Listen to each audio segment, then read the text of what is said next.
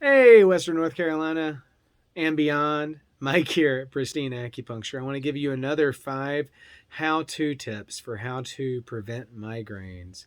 So, number one is stay hydrated. Dehydration is a big trigger for people with migraines. So, stay hydrated is number one. Number two is avoid barometric changes.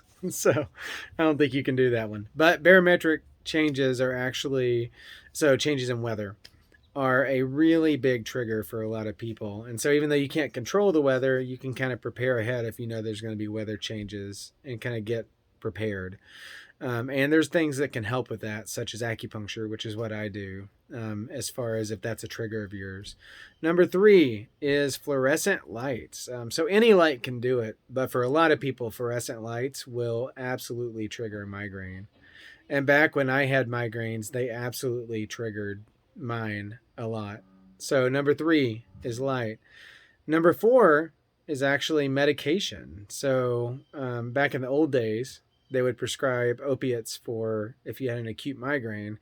And what they didn't know at the time is that that could actually cause more migraines. So it was like this vicious cycle where you take the medication, it wears off, it triggers another migraine. And that can happen with a lot of different medications. So that's number four.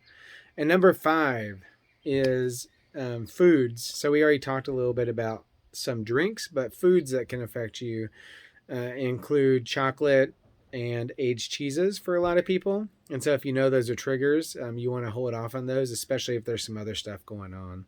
So there's 5 more how-tos on how to make sure you do not get a migraine to show up. In coming days, we'll talk about what to do when you get one. But for now, let's prevent.